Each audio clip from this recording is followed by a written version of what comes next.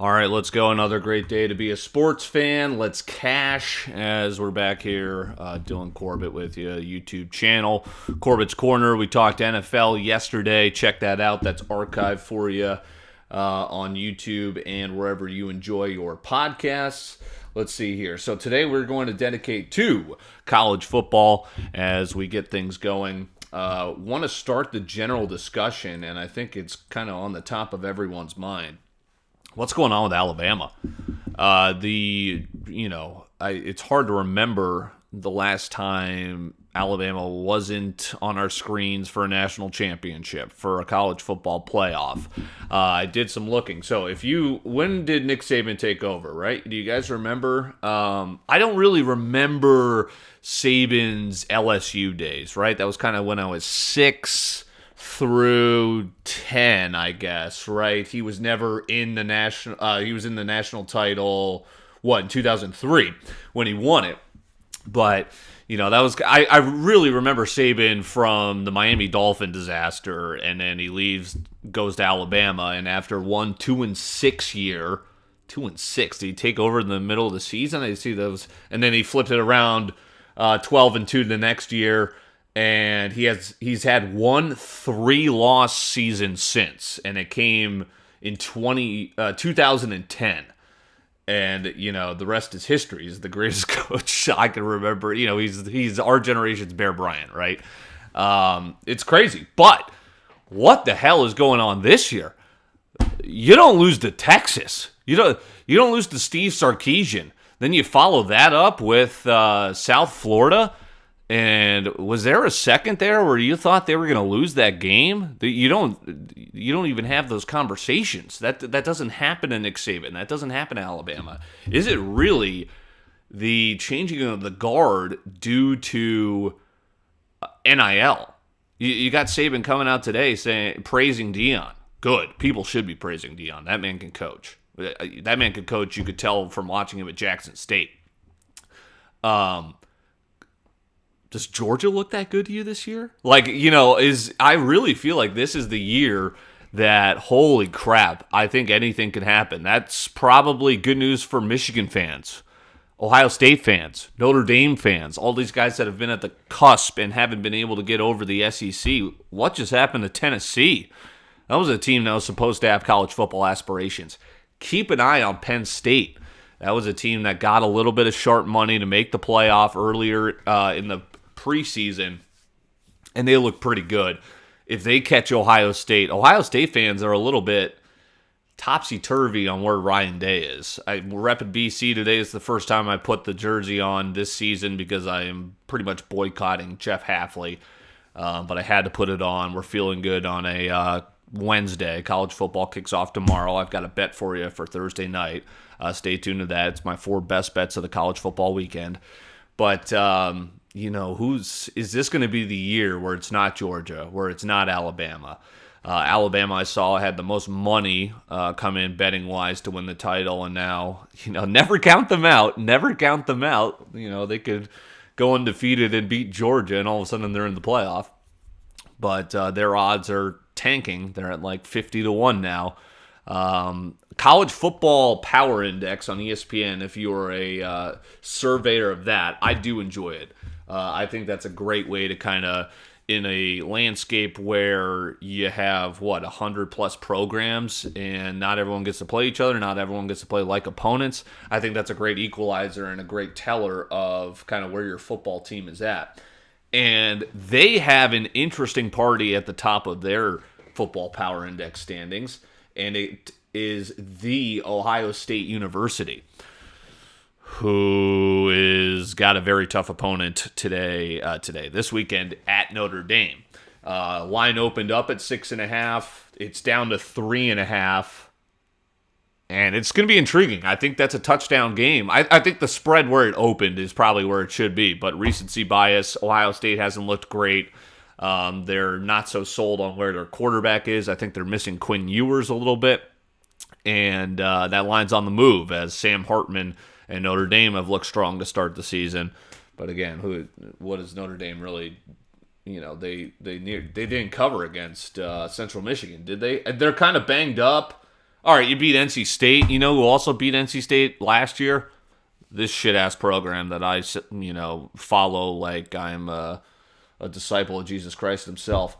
Notre Dame hasn't played anyone. So we're going to get a real look at, who's for real and who is fraudulent out of the Buckeyes and the Fighting Irish fans.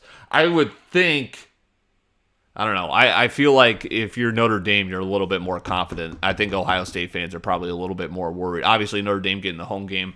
I think Ohio State fans are worried about this weekend, but I could see you winning by a touchdown or blowing out Notre Dame. That's just my read on the game. I don't think I'm going to place a bet on it. I'm going to stay away and watch as a college football fan. But that is obviously going to be the game of the weekend in a pretty stacked week. What's interesting, though, is this is crazy. So it goes Ohio State number 1. Oklahoma checks in at number 2. Huh? Brett Venables? Oklahoma checks in at number 2 according to Football Power Index, ahead of Georgia and then ahead of Alabama. So you never count out Alabama. For those interested, USC, Penn State, Texas, Oregon, LSU, Florida State round out the top 10 according to the Football Power Index, which updates every week after games are played, right? Which is awesome. And it tells you offensive and defensive efficiencies, special team efficiencies.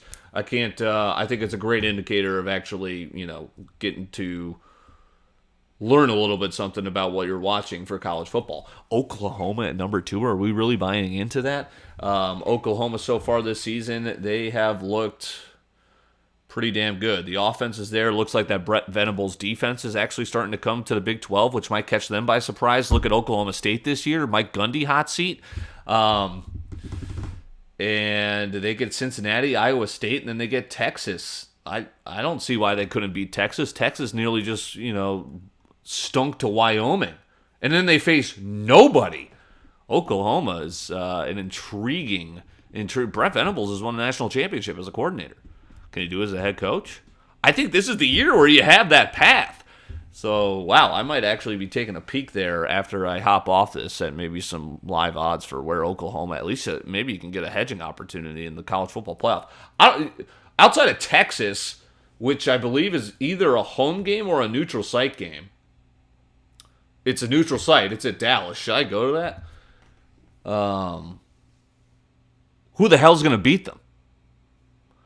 I might be taking a long look at that Oklahoma national championship odds because, again, I really think it is anyone's game.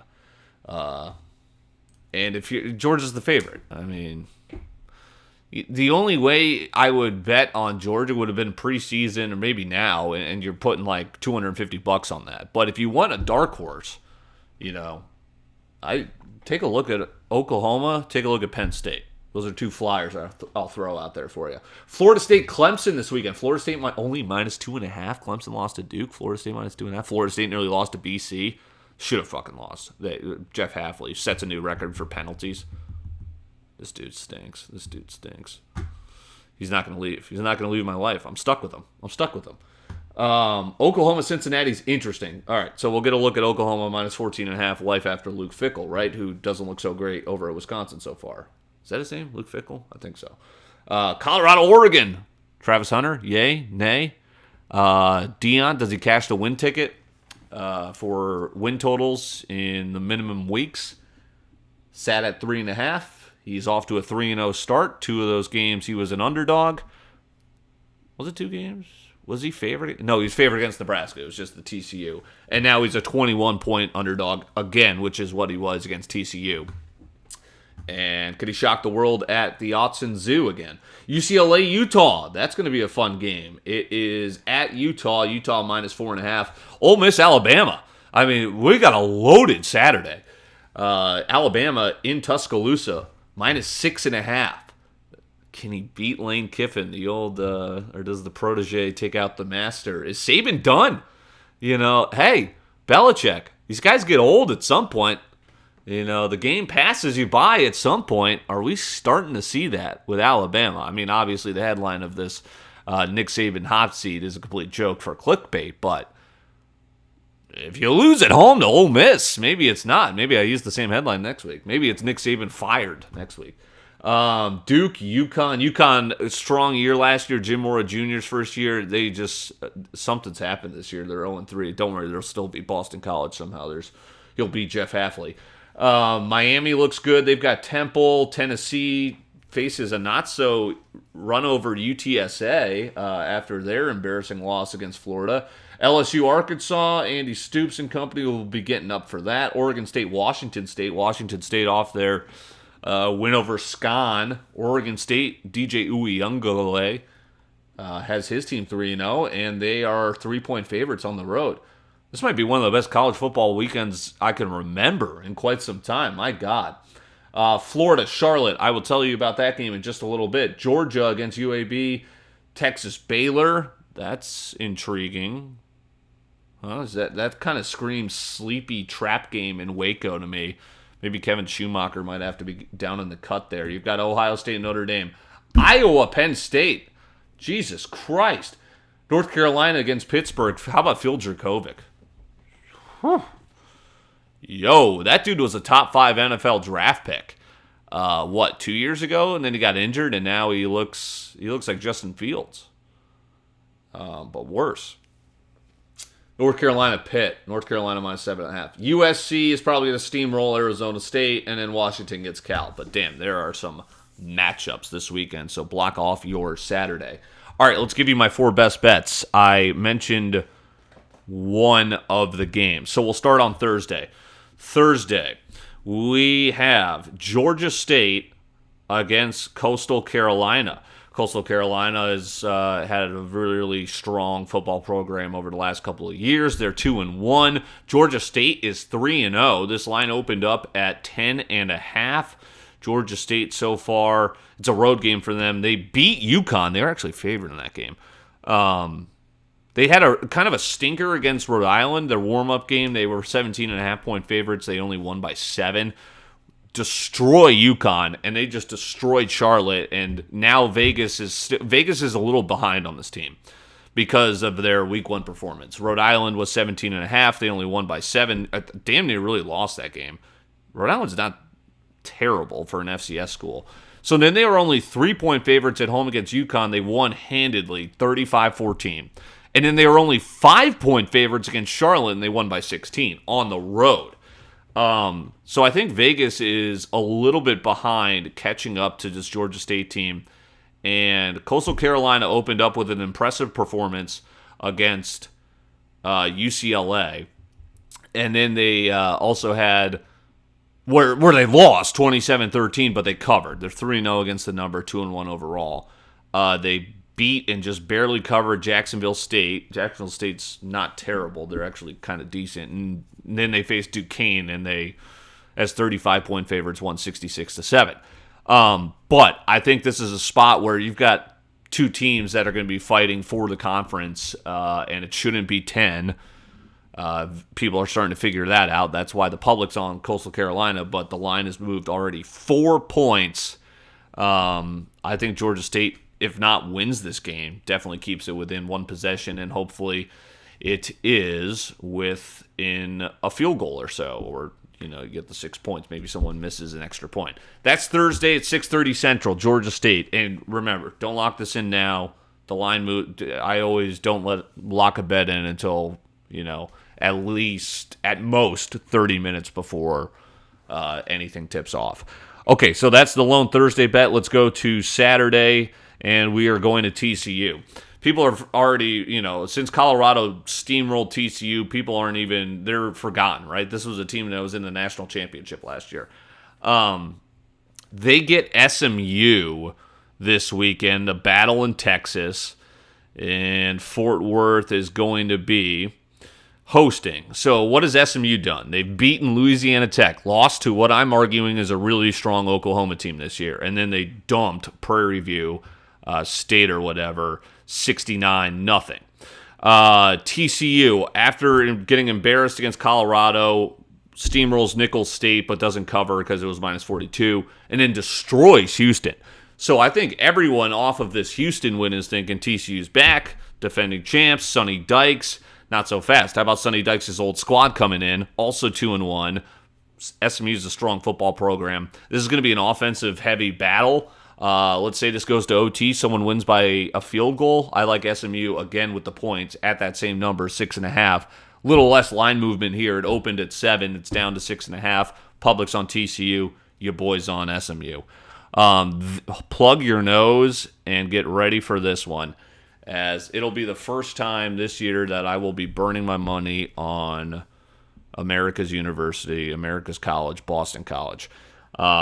This line is disgusting. I mean, don't get me wrong. We're all watching Boston College. We know how terrible they are. I've been telling you Jeff Hafley should have been fired last year, yet no one listens to me. I'm sorry. Line opens at Louisville. Jeff Brom's first year coming home, right? 16. Just slap me in the face. I mean, Vegas knows how terrible this team is. I know how terrible this team is. Talented, but poorly coached. Penalties they're like dead last in the nation. They're breaking records. Everyone's saying, which is weird that everyone's on Louisville. I might stay away if more people start piling in on Boston College, because it's almost split right down the middle. Just my thinking is 2 touchdowns is too many. And after that big performance for Boston College, they could totally come back out on the road against Louisville and just look like a completely different team and stink it up, because Jeff Hafley is the least prepared coach I've ever seen in my life.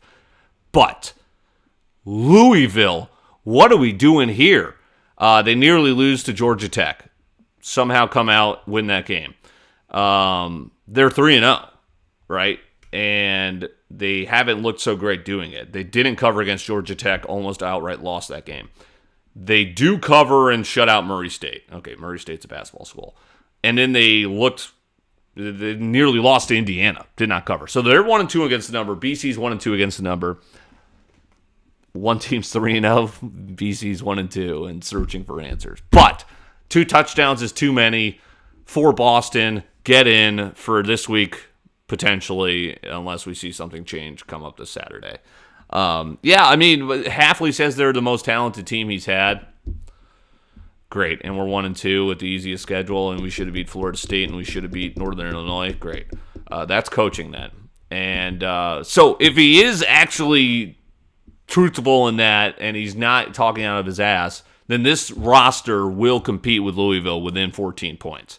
So, plug your nose, BC plus 14. First time we're burning money all year on America's College. Lastly, I love this spot. I absolutely love this spot, which probably means that it's dead in the water already. But Florida coming out of nowhere, beating Tennessee. Florida is already calling for Billy Napier to be fired. They lost embarrassingly at Utah. They beat McNeese State but don't cover. And then at home, they clip Tennessee. In comes Charlotte. Florida, 28-point favorites. They opened at 29. Total letdown spot for a poorly coached team. Charlotte comes in. They're going to get up for this game. Florida's already thinking about their next contest, which is at Kentucky. Charlotte's coming in. This is their Super Bowl. They won an FCS game. They hung tough with Maryland on the road, covered, and then they lost to Georgia State, who I'm telling you is a good team. We're betting on them Thursday. They're going to show you why they're good, and then that's consequently going to show you why you should bet on Charlotte this weekend, because that's too many points. Charlotte against Florida, I think this is going to be a little bit of a scare. Florida gets the ranking back in their name because of their big win. Total letdown spot, total look-ahead spot, and the line's already moved 1 point, 28 for Charlotte. I love the spot. I think this is a scary game that turns into a Florida 7 to 10 point victory, maybe 14. And even in that case, we are having a sweat-free cash there. So those are my 4 bets. Georgia State on Thursday, plus 6.5. SMU Saturday, plus 6.5. BC, plus 14. Yuck, as of right now. Charlotte, plus 28. I love it, and I don't think that's changing because I don't think anyone's seeing what I'm seeing there. Charlotte to finish us off here. All right, let me know. What's up with Saban? Is he going to make the playoffs this year? Who's the best team in college football right now? Is it Ohio State? Is it Oklahoma? Is it Penn State? Is it truly Georgia? Georgia's kind of playing with their food, not looking great, not covering. Are they going to be the first three-peat since the Trojans, right?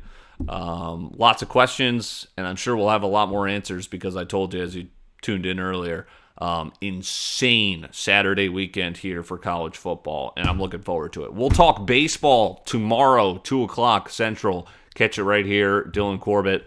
We usually have been pretty good about getting the podcast out by 3 o'clock, and of course this archives right after I hit finish here. Season wraps up in 10 days, so let's talk baseball tomorrow to wrap up the week. Thanks for joining.